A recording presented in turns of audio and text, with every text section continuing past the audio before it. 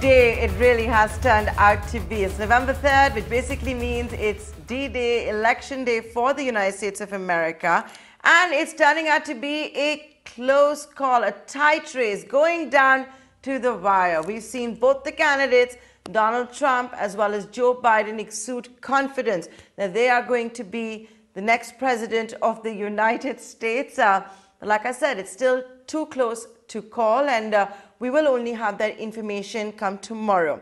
Now, having said that, what we're seeing is something really interesting in the markets.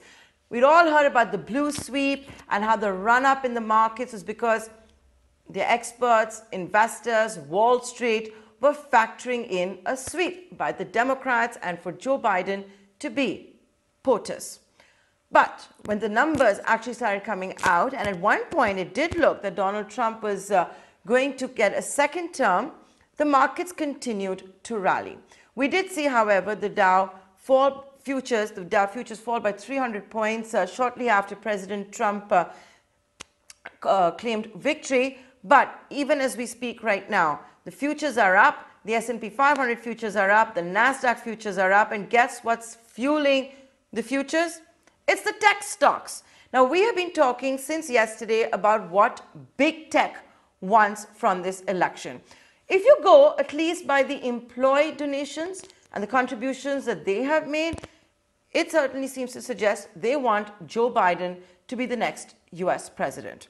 I'm going to be discussing the future of big tech right here on this edition of Startup Central. I've got two guests with me. I've got Daniel Gleeson, the principal analyst at Omdia. I'm also being joined by Brad Gastwirth from Wedbush Securities.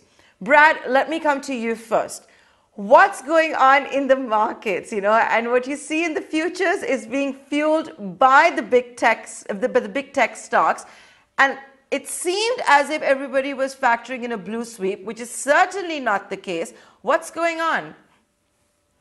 Yeah, it's a great question. And I actually don't think the markets have been rallying because of a potential blue sweep. I actually think the markets have been anticipating a Trump win would be positive.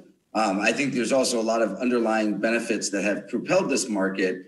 So I think ultimately, if you saw that blue wave, I would have expected futures to go down.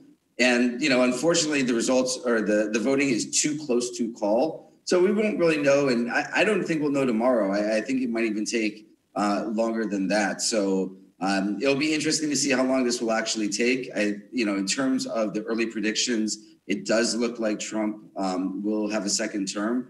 But, obviously, you don't want to overstate things until we see all these ballots. So, I think ultimately Trump is more positive for the market. You don't know what Biden will do with taxes. Tax structure likely increases under a Biden administration, not so much with Trump. And then also you have the way that, Biden might work with companies. There could be a little bit more of an issue on the corporate side. So ultimately, I do think it's more positive for markets with Trump. But history has shown us it doesn't really matter. If it's a Democratic or Republican office, it really is not highly correlated with the outcomes. So we will see quite interesting over here in the U.S.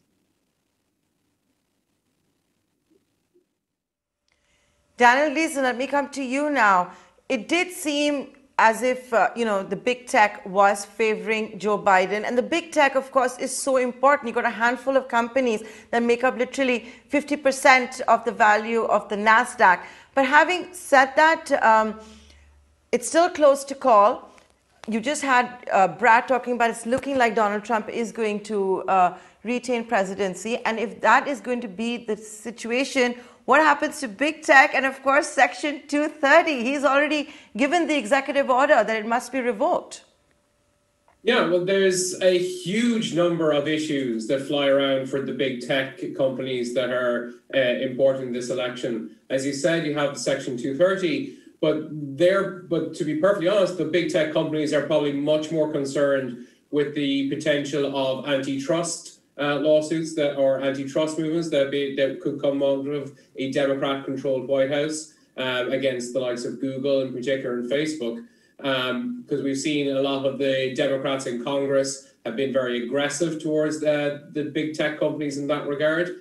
And of course, the second big issue in that sense for the big tech companies is the ongoing trade dispute with China and how any potential change in the guard and government could impact that.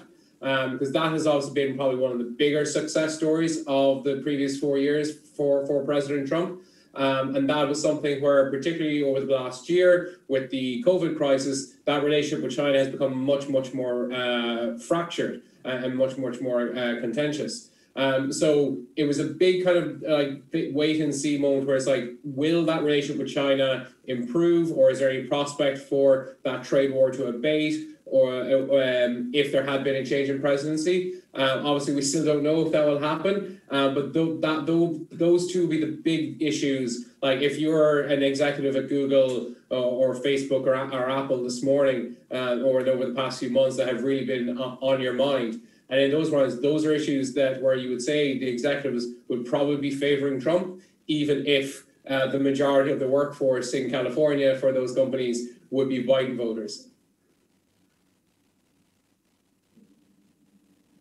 So Brad, let me come back to you now. Can I just ask you simply, is there a candidate that big tech prefers? You know, on one situation, you've got Joe Biden, who's made it no secret that he's going to tax corporates more.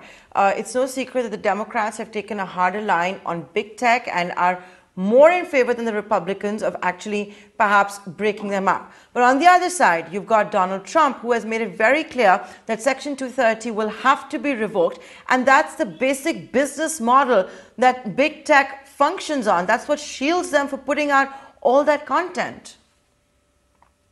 Yeah, so I'm still in the camp that big tech ultimately wants a Republican and Trump in office. I think Biden does really, it brings an even more level of uncertainty in terms of like how aggressive he will be to large cap tech. You know, clearly the current administration has been shocking, to say the least, in terms of the way that they've gone about some of the new, with new blockage with China and the China trade war, et cetera. But I still think it's better for the markets and big tech to have Trump in the office than Biden. Biden's going to change the tax structure. To your point, I think there's really a large Democratic push to make these large companies smaller. And as Daniel said, I think the workforce clearly is very pro-Biden, but the executives at these companies for sure are happy if a Trump administration wins. Okay. Daniel and Brad, I'm going to request you both to stay connected. My producer just prompted me that we have to take a short commercial break. So let us do that. We're going to come back and, of course, talk about the US elections, big tech. I also want to get both your views on the other massive development which has happened over the last 24 hours. It's the world's largest IPO, $37 billion of Ant, which has been suspended. What is that going to mean for tech companies and the portfolio companies of Ant Group? That conversation and more coming up after this break.